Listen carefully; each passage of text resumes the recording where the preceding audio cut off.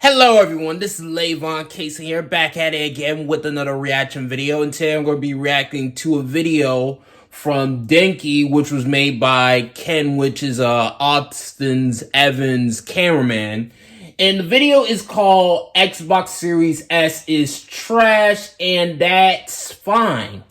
Maybe that's clickbait, maybe it could be legit, who knows? Let's watch the video.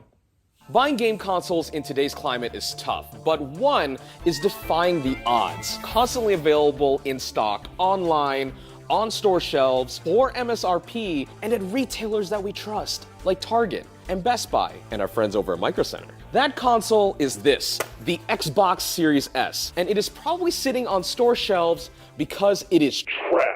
Kind of. At least if I'm going off of what I've seen scrolling on Twitter. But here's why those guys might be onto something, and why that might be a good thing.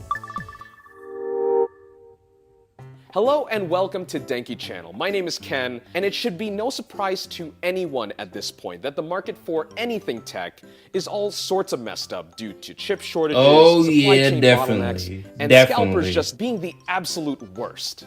But with over a year into this new console generation, there is only one outlier, the Xbox Series S, which is defying the odds in its availability. There are a few reasons for this, including apathy towards its existence, but I think that people are genuinely sleeping on the Xbox Series S, and they shouldn't be. And here's why you might actually want one for yourself. But first, let's get the low-hanging fruit out of the way. Even though the Series S shares the same AMD Zen 2 based architecture as its bigger brother, the Xbox Series X, and its first cousin once removed, the PS5, the Xbox Series S is underpowered by comparison, where the Series... It's better than the PlayStation 4. The Series S is better than the base 1.8 terabyte PlayStation 4, but it's not as good as the Xbox Series X. X targets 4K 60 FPS gaming. By design, the Series S targets somewhere between 1080p to 1440p 60 to allow for... Sometimes it could go down to 900p when it comes to these Xbox Series S versions of games. So that could happen as well. 1, less power consumption. 2, housed in a way smaller chassis.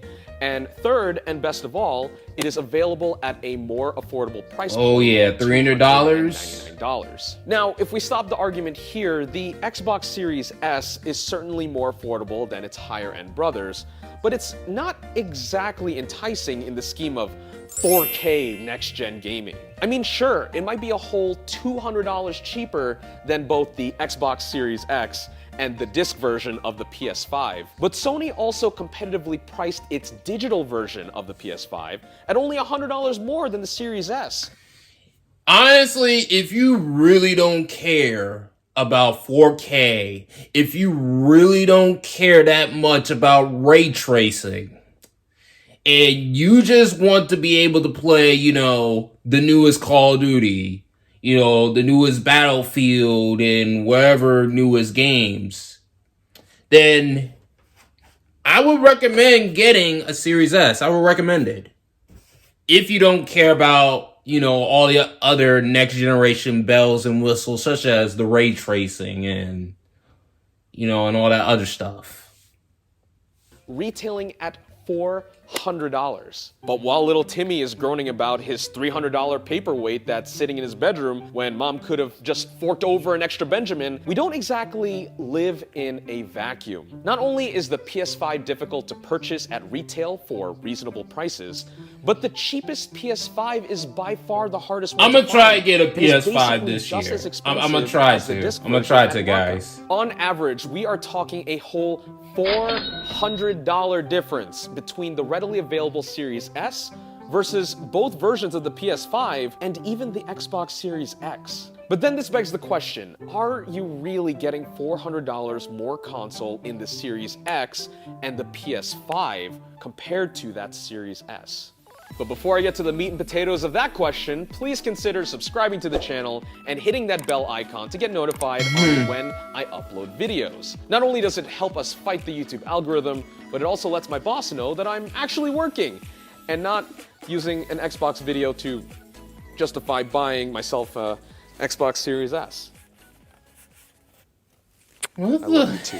While the Series S might not be everyone's first choice for next-gen performance, it's not exactly a slouch either. A few weeks ago, we did a video on the Austin Evans channel doing a definitely scientific blind comparison between the Xbox Series S and the Xbox Series X.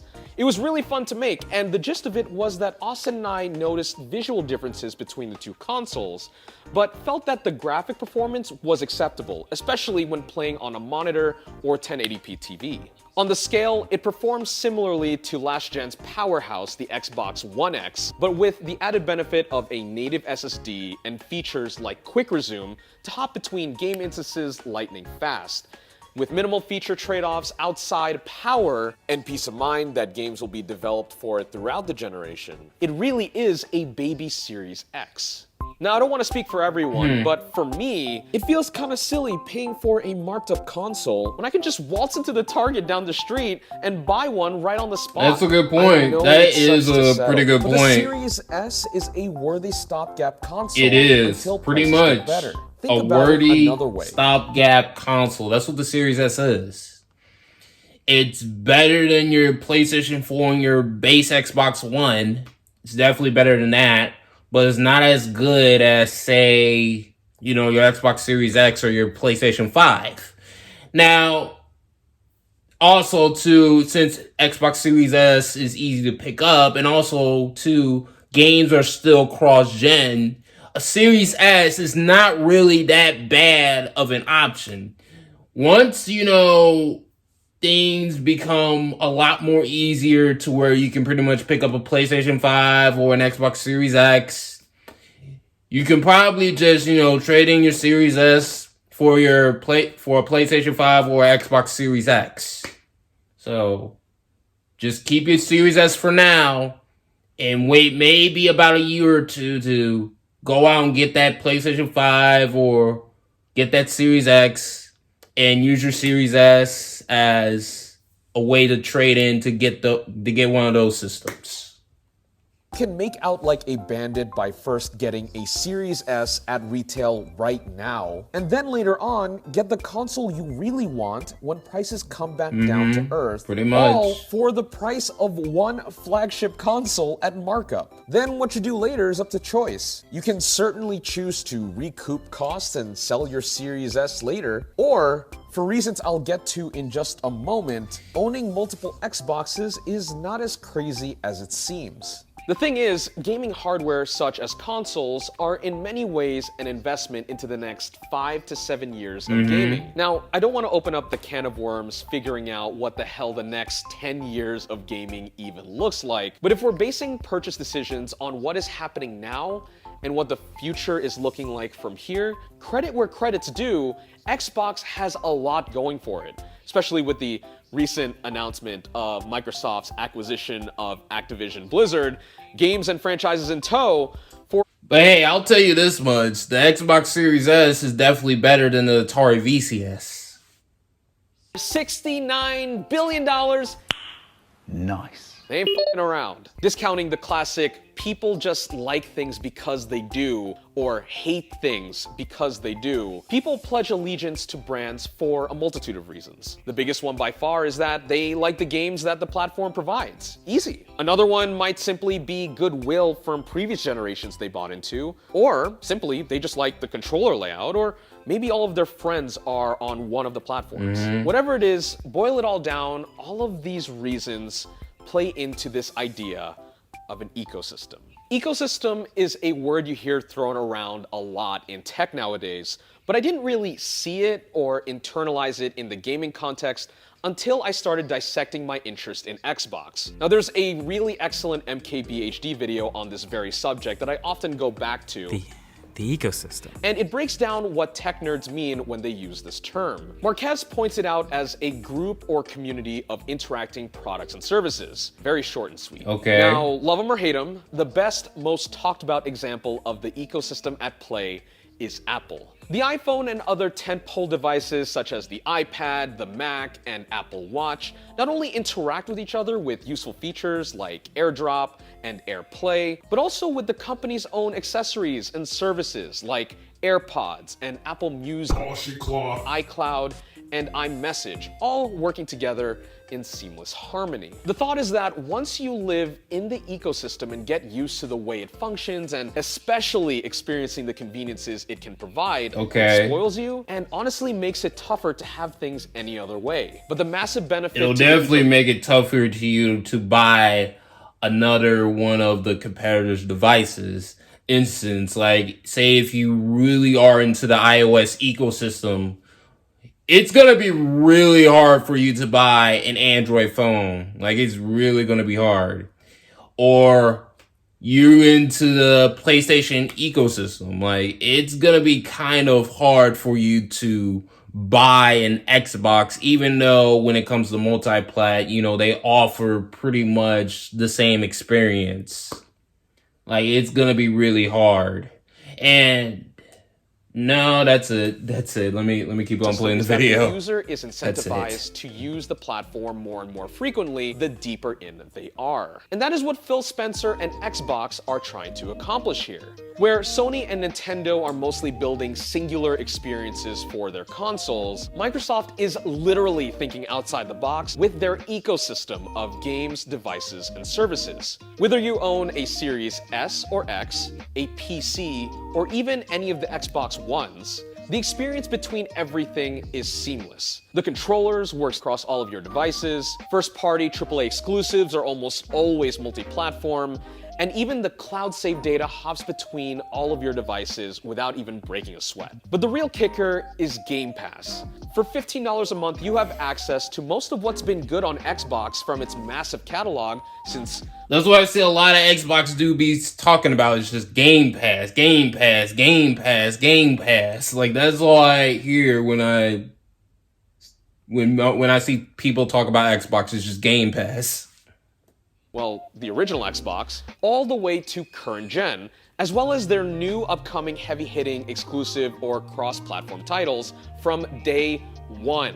From personal experience, I've spent more time playing Horizon 5 and Halo Infinite in the past month than I have gaming in the past 5 years. And a huge reason for that is because I didn't have to shell out $120 immediately for something that I might have not even liked. Plus, with the Activision Blizzard acquisition I mentioned earlier, this is especially a shot in the arm for Game Pass. While there are no specific details just yet, imagine a new Call of Duty or Destiny or Overwatch 2 being included. The potential is there, and I'd honestly be shocked if they don't take full advantage in making those games available with your sub. Circling back to the main point— imagine Call of Duty, you know, not Warzone, but the mainline Call of Duty games being only on Xbox and PC. Ooh. Video, the Xbox Series S is an attractive entry-level gateway into the Xbox ecosystem. Oh yeah, definitely. It definitely is. If you don't already own a decent gaming PC, or maybe you're thinking about dipping your toes into the Xbox side of things this generation without committing a ton of cash, or maybe you need a stopgap for Series X until the prices actually come back down to earth, or maybe you just want a secondary console for another room in your house, or maybe you just want an ultimate retro gaming machine, because that's what the Series S is. Like, it can play PlayStation 2 games, it can play PlayStation 1 games, it can play, you know, N64 games. Like, this thing is a beast when it comes to retro gaming emulation. Like, it really is. For travel. Whatever the reason is, the Series S is something to consider. And if you don't think so, or you think that it's absolute trash, then you know what? That's totally fine too. Because one man's trash is another man's treasure. Oh yes, definitely. Or in this particular case, definitely. It's units on store shelves for people that actually want it. Or maybe I'm off base. Let me know what you think about the Xbox Series S in the comments below. And otherwise, I'll catch you on the next Denki video. Thanks for watching. Take care. Okay. Alright, so is Series S overall trash? I'm gonna have to say no. Definitely not. I think it is a good system. And with when I was running Microsoft Flight Simulator on the Series S, to me, it proved that it was a legit next generation system. You know, yeah, it's running at 1080p, 30 frames per second, but at least it got Microsoft Flight Simulator. At least it got that. Where if it was, you know, last gen, like a lot of people were saying, then the Series S should have never, ever gotten Flight Simulator. It should have just been only on the Series X. Nothing more, nothing less. And the Series S is pretty much, to me, and probably to some people out there, it's a good stopgap system, meaning it's better than this base PlayStation 4 right here, but it's not as good as, say, you know, your Xbox Series X or your PlayStation 5. Like, if you don't care about, you know, ray tracing and all those other next generation bells and whistles, get an Xbox Series S. But what do you guys think of the Xbox Series S? Do you guys think that it is trash? Do you guys think that it is a good system? Do you guys think that it is underpowered? Let me know in the comment section below of this video. Thank you guys for watching. Peace, and I hope you guys have a good day, and bye.